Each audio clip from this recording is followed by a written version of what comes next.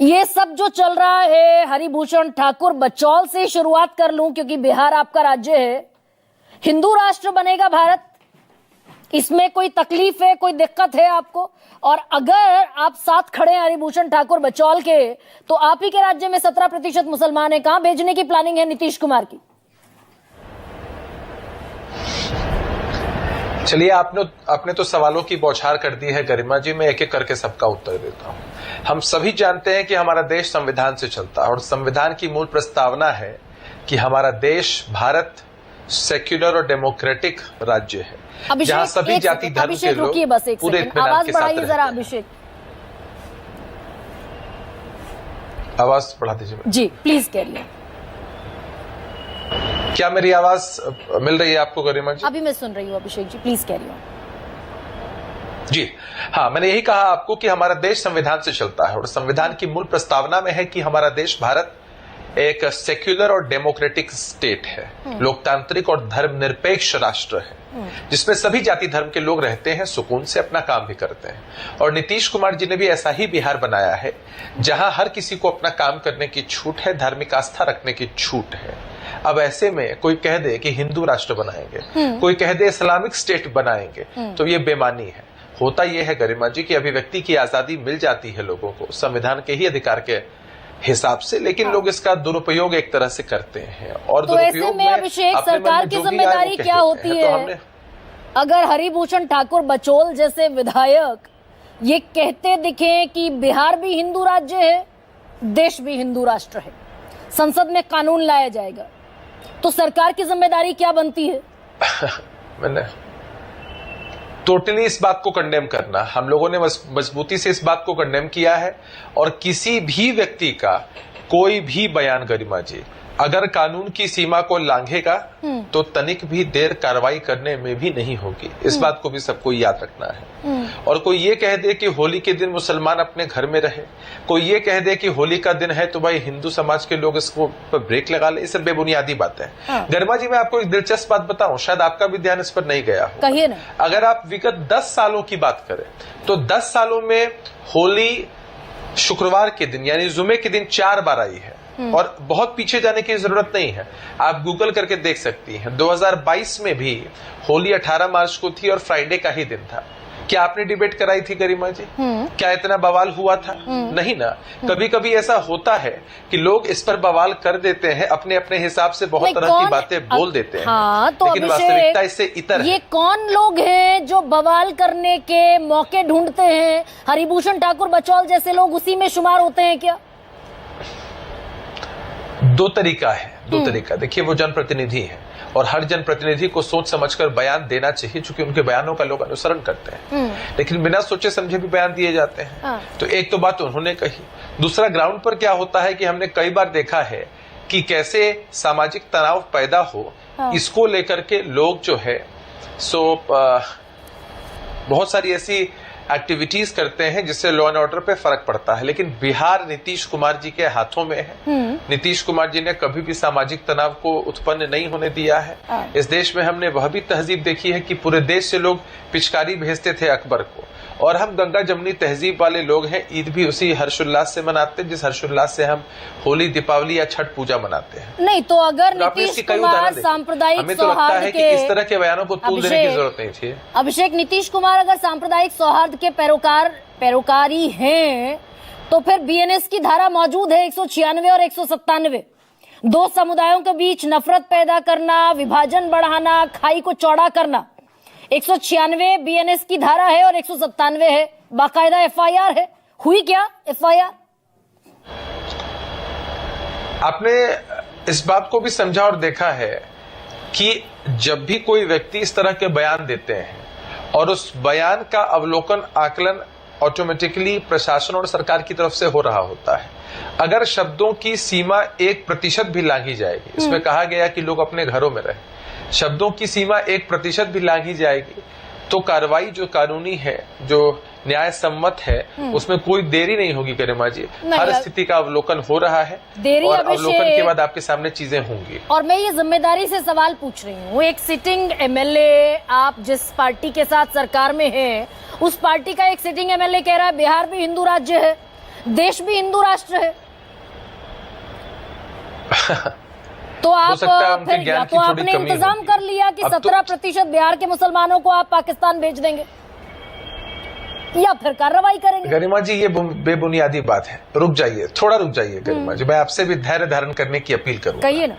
अभिव्यक्ति की आजादी के नाम पर, अभिव्यक्ति की आजादी के नाम पर लोग अपनी इस भावना को व्यक्त कर सकते हैं। कोई कह सकता है कि हिंदू राष्ट्र हो जाना चाहिए, कोई कह सकता है कि इस्लामिक स्टेट हो जाना चाहिए, कोई कह सकता है कि सिखों का देश हो जाना चाहिए। अब संसद के अंदर बहुत सारे सदस्य इसकी मांग भी उठा सकते हैं, आपने देखा है कई दृष्टांत। इस पर कार्रवाई का मसला नहीं होता है, इस पर यह मसला होता है कि देश में जो लोकसभा और राज्यसभा है उसकी मेजोरिटी क्या चाहती है। और मेजोरिटी हमेशा इस बात की पक्षधर रही है कि भारत सेक्युलर स्टेट था, सेक्युलर स्टेट रहेगा, सभी जाति धर्म के लोग इसमें अपना काम करेंगे। और एक बात मैं ऐड कर देना चाहता हूँ गरिमा जी, ये रघुराज सिंह है, अभी बहुत एग्रेसिव है यहाँ पर राष्ट्रीय जनता दल के लोग। सुनिए ना अभिषेक, आप कह रहे हैं सेक्युलर मुल्क है भारत, आप ही की सहयोगी पार्टी बीजेपी के मंत्री हैं योगी सरकार में, वो कह रहे हैं सेक्युलर शब्द का कोई मतलब नहीं है। मतलब ये एक थॉट गरिमा जी, मैं तब से आपको ये बात समझाना चाह रहा हूं। हाँ। जो फैसला इस देश के संविधान बनते वक्त हुआ कि भारत सेक्युलर होगा, आपने संविधान में बहुत सारे बदलावों को भी देखा है। कोई व्यक्ति अपनी अभिव्यक्ति के नाम पर इन बातों को कह देते हैं, उससे क्या होता है गरिमा जी? हर किसी के विचार अपने अपने हो सकते हैं, हाँ। लेकिन इस देश की जो मेजॉरिटी है, इस देश की जो संसद है, वो जो तय करती है वही इस देश में लागू होता है। और एक बात और ऐड कर लीजिएगा, हो सकता है आप इसके बाद दूसरे किसी प्रवक्ता को मौका दे बोलने का। यहाँ राजद के लोग बड़े एग्रेसिव हैं गरिमा जी, अलग अलग तरह की बातें कर रहे हैं, कह रहे हैं कौन माई का लाल है, किसमें इतनी हिम्मत है। मैं आपके माध्यम से उनसे सवाल पूछना चाहता हूं कि इससे पहले आपने कई डिबेट्स कराए होंगे, इनके तत्कालीन शिक्षा मंत्री चंद्रशेखर जी सदन के अंदर ऑन रिकॉर्ड रामचरितमानस के विषय में क्या बोल रहे थे, आप सबको इस बात की जानकारी होगी। इनके विधायक है फतेह बहादुर जी, उन्होंने हिंदू देवी देवताओं को लेकर कितनी आपत्तिजनक टिप्पणी की थी, यह भी आपको बखूबी याद होगा। तो इन लोगों को हमने तो कंडेम किया, हमारी पार्टी से कोई बोले, हमने कंडेम किया, लेकिन ये तो खड़े हो जाते हैं उनके साथ। बस एक सेकंड दीजिए मुझे। अभिषेक, मुख्यमंत्री कौन है बिहार का? गरिमा जी, मैंने आपको क्या बात बताइए ना कि मुख्यमंत्री किसी की अभिव्यक्ति पर ताला नहीं लगा सकते हैं। सुन लीजिए ना, मुख्यमंत्री किसी की अभिव्यक्ति पर ऑन रिकॉर्ड या ऑफ रिकॉर्ड ताला नहीं लगा सकते हैं। अभिव्यक्ति मुख्यमंत्री यही कर सकते हैं कि कोई भी अगर कोई भी कानून को लांघेगा, अरे कोई भी अगर कानून को लांघेगा उस दायरे के बाहर जाएंगे।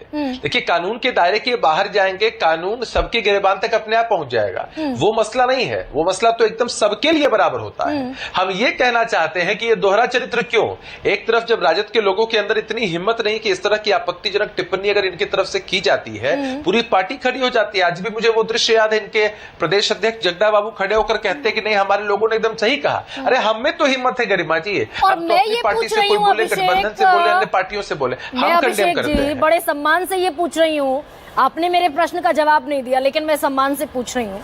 मुख्यमंत्री नीतीश कुमार हैं, होम डिपार्टमेंट नीतीश कुमार के पास है, पुलिस नीतीश कुमार के अंडर में आती है। आरजेडी के लोग अभिव्यक्ति की स्वतंत्रता का बेजा इस्तेमाल करेंगे तो कार्रवाई करने की पूरी जिम्मेदारी, एकाधिकार नीतीश कुमार के पास, क्यों नहीं करते? मैं वही तो कहना चाह रहा हूं गरिमा जी आपको, एकाधिकार सरकार के पास होता है और उसके कई दृष्टांत और उदाहरण आपने देखे हैं, लेकिन होता यह है कि ये विचारों का आदान प्रदान है। ये जब अपने विचार उस दिशा में लेकर के जाते हैं तो अगर इन पर कार्रवाई कर दे सरकार, ये कानून सम्मत होता तो कार्रवाई हो चुकी होती। अगर यही हमारी सरकार इन पर कार्रवाई करेगी, चिल्लाना शुरू कर देंगे कि हमारे विचारों को दबाया जा रहा है। तो आप जो कह रहे हैं कि हमारी पार्टी से ताल्लुक रखती है जो बैर साहिब, हरिभूषण ठाकुर जैसे लोग बच जाते हैं। यही अभिषेक, यही मतलब हुआ। लेकिन अब शिवम अच्छा, एक बात बताइए, एक बात बताइए गरिमा जी, एक लाइन में आप इस बात को समझिए। हो सकता है कल को आप या कोई दूसरा व्यक्ति भी कह दे कि हम चाहते हैं ये देश हिंदू राष्ट्र बन जाए, तब आप उस पर कार्रवाई नहीं कर सकते हैं। वो उसके अभिव्यक्ति की आजादी है कि उसने अपनी मनस्थिति आपके सामने रखी कि भाई कार्रवाई हो सकती है। ये उसकी मनस्थिति है नहीं। सुनिए, मैं आपको बताता हूँ, भारतीय न्याय संहिता में अगर अभिव्यक्ति की स्वतंत्रता है तो उसका दायरा भी निश्चित है, और इसीलिए विद्वेष फैलाने वाली धाराएं भी हैं यहाँ। क्या उस धारा में इस शब्द को निहित किया गया है गरिमा जी? आप कहे तो मैं गूगल करके उस चीज को खोजूं, या आप गूगल करके मुझे बता दीजिए। अभिव्यक्ति की आजादी में सदन के अंदर आपने देखा कई केंद्रीय मंत्रियों ने पहले इस बात को कहा है, वो मसला नहीं है। द्वेष पैदा करेंगे, चाहे सांसद होंगे, विधायक होंगे, आम व्यक्ति होगा, उसकी जगह सलाखों के पीछे होगी। भावनाएं भड़काएंगे, कुछ अनाप शनाप बोलेंगे, तुरंत सलाखों के पीछे जाएंगे। अपनी विचारधारा कोई प्रस्तुत कर रहा है और उस विचारधारा को प्रस्तुत करने में जो शब्दावली का इस्तेमाल किया गया है, अगर उसको लेकर कानूनी कार्रवाई नहीं की जा सकती तो नहीं होती है।